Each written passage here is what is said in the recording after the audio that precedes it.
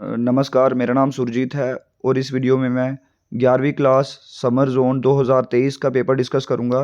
तो जैसा कि मैंने आपको बोला था कि 70-80 क्वेश्चंस करके जाओगे तो आपके 35 या 40 मार्क्स के सवाल निकल जाएँगे। बट इससे बिल्कुल अपोज़िट हुआ है कि आपने अगर वो 70 या 80 क्वेश्चंस अगर कर लिए होंगे, तो आपके लगभग 60 मार्क्स के क्वेश्चंस निकल जाएँगे। और जो मैंने बोला था, जो सवाल दिए थे मैंने 60 प्लस स्कोर करने के लिए, तो जिसने वो कर लिए होंगे तो उनके तो 70 मार्क्स आ जाएँगे, ठीक है? तो अब देखिए यहाँ पे क्या है, जो मैंने सवाल दिए थे, इसमें से देखिए ये आया हुआ है लिमिटिंग रिएजेंट का सवाल आया हुआ है, एम्फेरिकल मॉलिक्यूलर फार्मूला का सवाल आया हुआ है और इसके रिलेटेड न्यूमेरिकल पूछे हुए हैं, जो कि मैंने ट्यूशन में करवाए हुए हैं। और उसके बाद देखिए रूल्स पूछे हुए हैं इलेक्ट्रॉनिक कॉन्फ़िगरेशन के, क्वांटम नंबर पूछा हुआ है एक सेट में, स्टेबिलिटी पूछी हुई है हाफ फ़ील्ड और फुली फ़ील्ड ऑर्बिटल की, ऑर्बिट और ऑर्बिटल के बीच में डिफरेंस पूछा हुआ है। और उसके बाद देखिए ये पूछा हुआ है आयोनाइज़ेशन एंथैल्पी 3 नंबर की पूछी हुई है, एटॉमिक रेडियस 2 नंबर का पूछा हुआ है। तो अब देखिए उसके बाद देखिए जो आपका केमिकल बॉन्डिंग में आपकी वेस्पर थ्योरी पूछी हुई है, जो कि हमेशा पूछते हैं, इस बार हैट्रिक मार ली वेस्पर थ्योरी ने। तो मॉलिक्यूलर ऑर्बिटल थ्योरी पूछी हुई है। और उसके बाद देखिए आइडियल गैस इक्वेशन पूछी हुई है और उसके बाद deviation of real gases from ideal behaviour, ये इस सवाल ने भी हैट्रिक मारी हुई है। तो अब देखिए जो इधर क्या हो गया, जो आपका स्पॉन्टेनियस और नॉन स्पॉन्टेनियस प्रोसेस है, ये भी पूछा हुआ है। उसके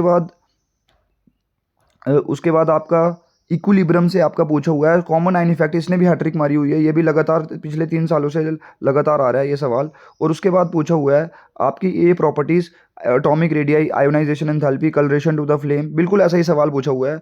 और उसके बाद देखिए ये पूछा हुआ है आपका एलोट्रोप्स ऑफ कार्बन के ऊपर सवाल पूछा हुआ है। और उसके बाद देखिए ये वाला ऑर्गेनिक केमिस्ट्री का इंडक्टिव इफेक्ट, मीसोमेरिक हाइपर कंजुगेशन, ये सवाल पूछा हुआ है। ये तीनों सवाल पूछे हुए हैं। उसके बाद ये रिएक्शंस पूछी हुई हैं सब्स्टिट्यूशन इसकी टाइप्स के साथ। और नॉमेनक्लेचर मैंने बोला था हमेशा आता है, तो ये भी आया हुआ है इस बार। और मार्कोनी-कॉफ रूल पूछा हुआ है।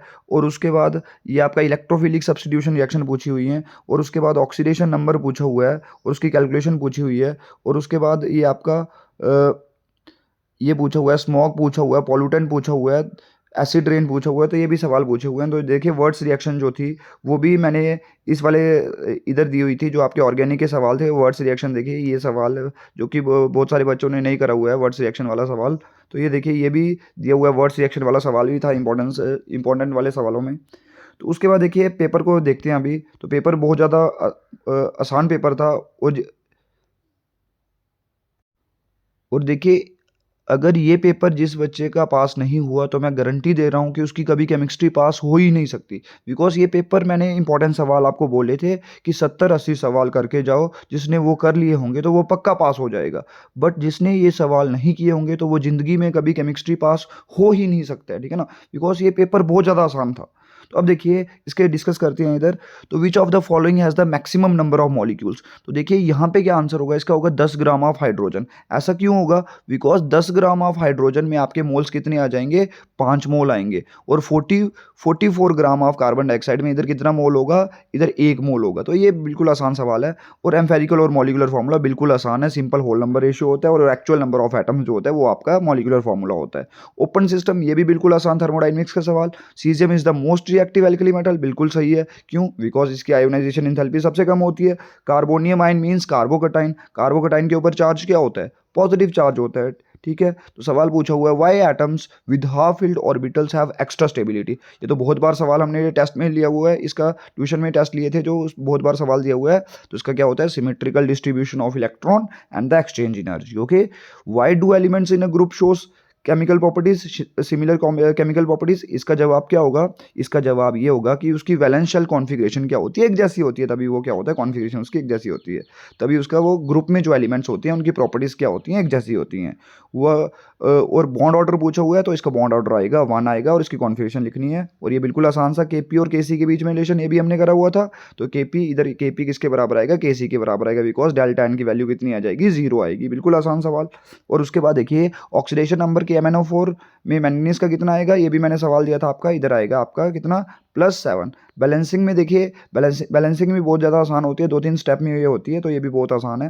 Hydrogen as a fuel, hydrogen fuel का काम क्यों करता है? ये तो बिल्कुल आसान है, ये भी बिल्कुल आसान सवाल है। 2-3 पॉइंट लिखने थे, 4-5 पॉइंट लिखने थे, बिल्कुल आसान है। पॉल्यूटेंट, ये भी उधर दिया हुआ है। स्मॉग, स्मोक प्लस फॉग, दो किस्म की स्मॉग होती है, लॉस एंजल्स स्मॉग और लंदन स्मॉग होती है। एक लॉस एंजल्स स्मॉग होगी, दो किस्म की। एसिड रेन जिसमें सल्फ्यूरिक एसिड और क्या होता है, नाइट्रिक एसिड होता है। बिल्कुल आसान सवाल। और ये जो न्यूमेरिकल जो है, एक सेट में ये आया हुआ लिमिटिंग रिएजेंट का और एक सेट में आया हुआ है एम्फेरिकल फार्मूला और मॉलिकुलर फार्मूला का न्यूमेरिकल, जो कि हमने ट्यूशन में बहुत अच्छे से डिस्कस करे हुए हैं। वो वेपर डेंसिटी उधर दी हुई थी आपको, तो उसमें आपने मॉलिकुलर मास निकालना था, तो 2 मल्टीप्लाई वेपर डेंसिटी करनी थी, उधर से मॉलिकुलर मास निकालना था और एन की वैल्यू आपको पता लग जाती है। तो बहुत ही ज़्यादा आसान सवाल है ये।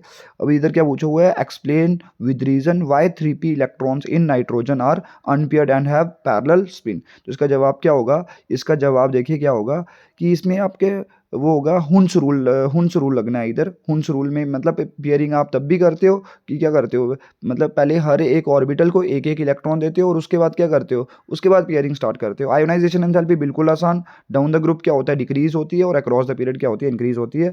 और इधर देखिए शेप्स बतानी है, बिल्कुल आसान। अमोनिया की क्या होती है, पिरामिडल होती है। वाटर की क्या होती है, बेंट होती है। SF6 की बिल्कुल आसान, ये क्या होगी, ऑक्टाहेड्रल होगी। BF3 की ट्राइगोनल प्लेनर होगी। लीनियर होगी, टेट्राहेड्रल होगी, बिल्कुल आसान। ठीक है ना। PV is equal to NRT आना था डिराइव करके, बॉयल लॉ लगाना था, चार लॉ लगाना था और एवोगैड्रो लॉ लगाना था। आइडियल गैस, और ये भी बिल्कुल आसान सवाल। और गिब्स हेल्महोल्ट्ज इक्वेशन बिल्कुल आसान है। Delta G is equal to delta H minus T delta S, बिल्कुल आसान। और डेल्टा G जब जीरो होता है तो आपका रिएक्शन क्या होता है, इक्विलिब्रियम में होता है। और डेल्टा G की वैल्यू जब ग्रेटर देन जीरो होती है तो नॉन स्पॉन्टेनियस प्रोसेस होता है, लेस देन जीरो होती है तो क्या होता है, आपका स्पॉन्टेनियस प्रोसेस होता है। कॉमन आयन इफेक्ट, ये भी सॉल्टिंग आउट वाला सवाल भी हमने करा था। ये देखिए बिल्कुल आसान, नॉमेनक्लेचर हमेशा आते हैं 3 नंबर के। तो इधर क्या होगा, इथेन नाइट्राइल, इसका क्या होगा, मिथेनॉल होगा। और इसका क्या होगा, 2 हाइड्रोक्सी प्रोपनोइक एसिड। तो बिल्कुल आसान सवाल। और देखिए ये भी बिल्कुल आसान, पिछले साल भी आए थे ये सवाल। तो और देखिए वर्ड्स रिएक्शन बिल्कुल आसान है। Friedel craft alkylation nitration of, ये बिल्कुल आसान। मार्कोनिकॉफ रूल बहुत ही आसान सवाल। और देखिए एटॉमिक रेडियाई, ये भी इंपॉर्टेंट सवाल में दिया हुआ था। Atomic radii, ionisation enthalpy, flame colouration, basic reactor of hydroxide, बिल्कुल आसान सवाल। और देखिए ये भी पिछले साल सवाल आया हुआ था ये भी, और ये भी रिपीट हुआ है, ये सारे सवाल रिपीट हुए हैं। तो बहुत आसान पेपर था। ठीक है ना। तो अगर जो बच्चा ये पेपर नहीं कर पाया होगा तो उसका फ्यूचर में पास होना भी 11वीं क्लास में मुश्किल हो जाएगा, बिकॉज वो इस बार नहीं पढ़ पाया तो आगे कैसे पढ़ पाएगा। Okay, thank you.